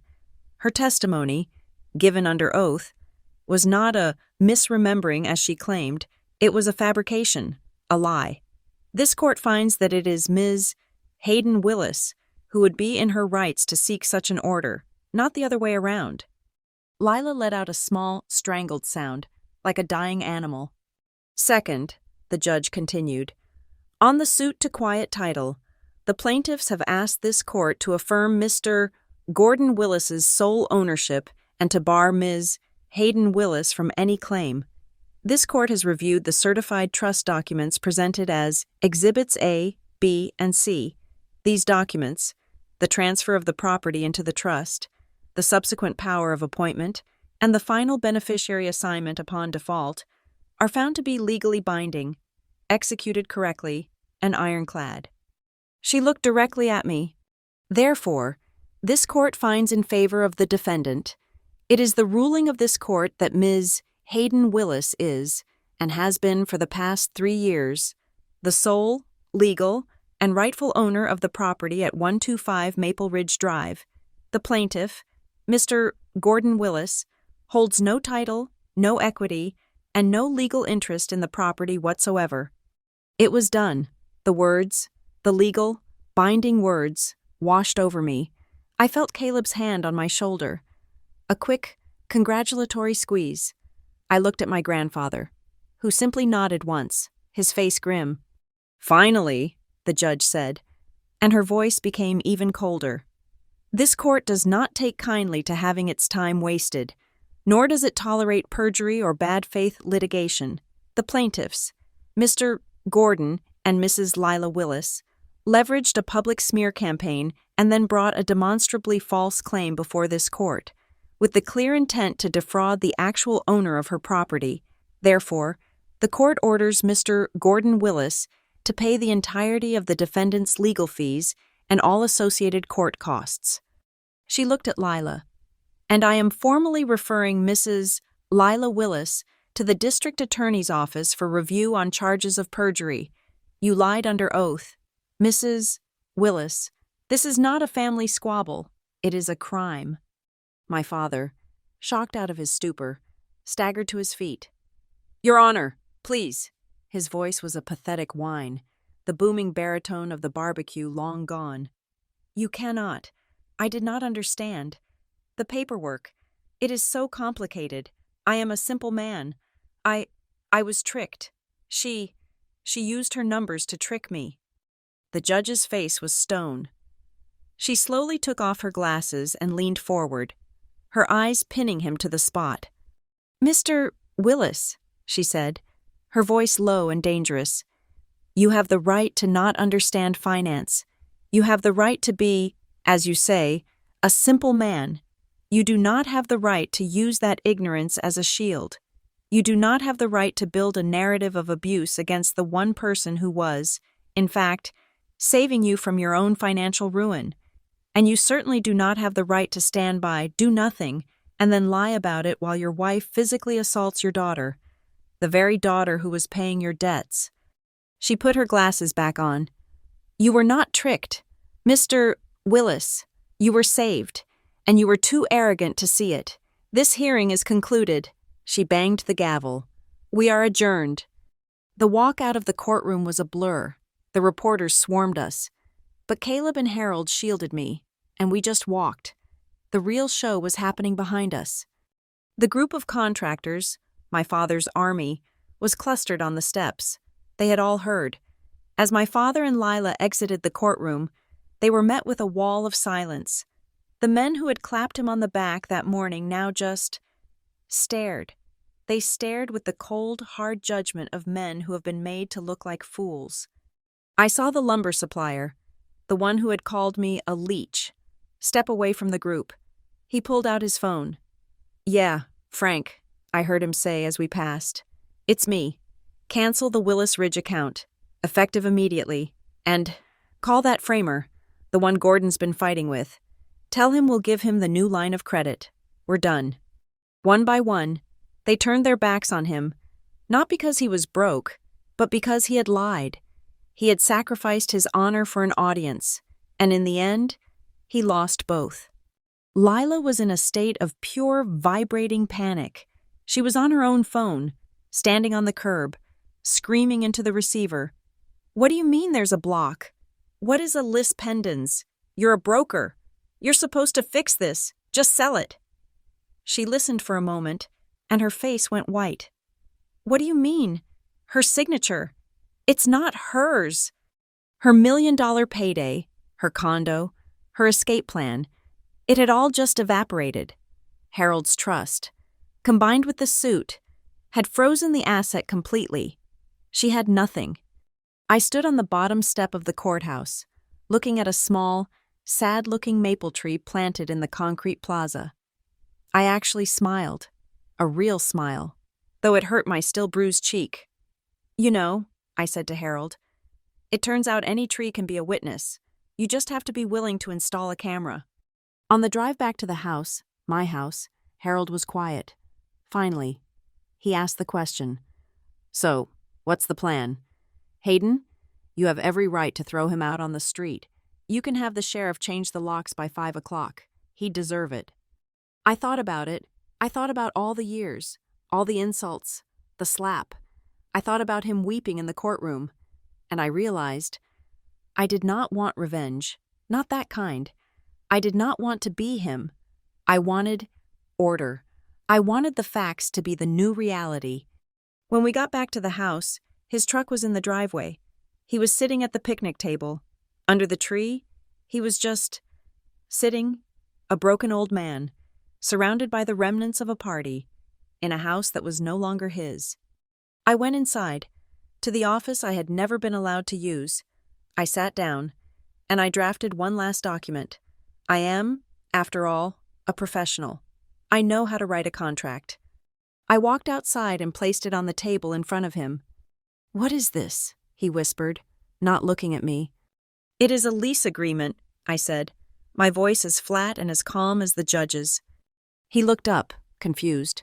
A lease? You are no longer the owner. Dad, you are a tenant.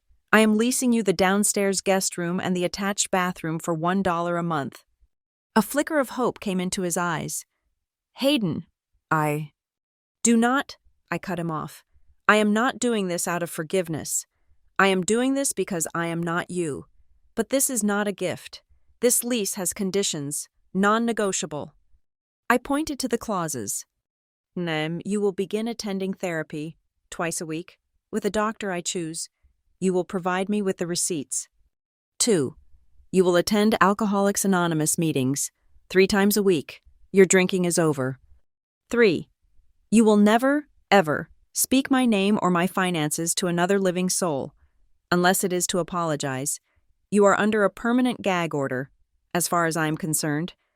And 4. I tapped the last line. Lila Willis is permanently, legally, and physically barred from this property. If I see her car, her foot, or her shadow on this land, you are in breach of contract, and you will be evicted in 24 hours. He stared at the paper. He had nothing. No company, no friends, no wife, no home. He was a 58-year-old man with nothing but a truck. He picked up the pen, and his hand was shaking so badly he could barely hold it. He signed his name. The tears were not for me. They were for him. He was a tenant in the house he built. The paper had finally won. Right on cue. Lila's car screeched into the driveway, spraying gravel. She stormed out, her face a terrifying mask of rage. Gordon, he is gone. The broker hung up on me. The account is... What is that? She saw the paper in his hand. She saw me, standing there, holding the pen. Gordon, you tell her, she shrieked. You tell this little bitch to get out of my house. My father did not look at her. He just sat, staring at his own signature. "It's not your house, Lila," I said. "It's mine, and you are trespassing. You have 30 seconds to get off my property before I call the police." She looked at me. She looked at Gordon. She looked for an ally, for someone, anyone, who would back her up, and there was no one left. The audience was gone. "Gordon!" she screamed, her voice cracking. "Are you just going to sit there? Are you going to let her do this, after everything I did for you?" He slowly raised his head. He looked at her, his eyes dead. "Just go, Lila. It is over." That was the moment she knew. She had bet on the wrong horse, and the race was over. The man she had tied herself to was not a king. He was a tenant. She let out a sound I cannot even describe. It was a scream of pure, animalistic loss. She tore the 4-carat ring he had bought her, probably with the last of his credit, off her finger. She hurled it across the lawn. "Fine," she screamed at him. "You can have him. You are both worthless." She got in her car, backed out so fast she hit the mailbox, and tore down the street. The neighbors all came to their windows, this time watching the real crazy woman speed away. My grandfather, who had been watching from the front porch, just walked over and picked up the ring from the grass. He tossed it to me. "For the legal fees," he said, with the shadow of a smile. He looked at my father, weeping at the table. He looked at me, holding the new lease. "You did not destroy him, Hayden," he said. "You just paid everyone back exactly what they were owed. That is the most decent kind of revenge I know." And he was right. I started this channel to tell my story, to put the whole story out there, not just the doctored clips. It blew up, and it became a place for people just like me, people who had been lied about, underestimated, and abused by the people who were supposed to protect them. I am standing under the maple tree right now. The string lights are gone. I took them down. For the first time, I can put my hand on its rough bark, and it does not feel like his shadow. It feels solid. It feels like a fact. It feels mine. If you have watched this far, remember this. Family is not a blank check for people to abuse you. It is not a free pass for them to insult you, to use you, to hit you. The tree they try to tie you to, the one they use as a stage for your humiliation. One day, it might just be the witness that sets you free, as long as you are willing to stand up, to do the work, and to make sure your name, not theirs, is on the paper that matters, your own life. Thank you so much for listening to my story. I am so glad you are all here. Please, drop a comment below and let me know where in the world you are listening from. I would love to connect and hear your thoughts.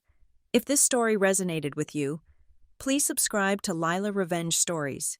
Give this video a like, and support us by hitting that hype button so more people who need to hear this message can find it.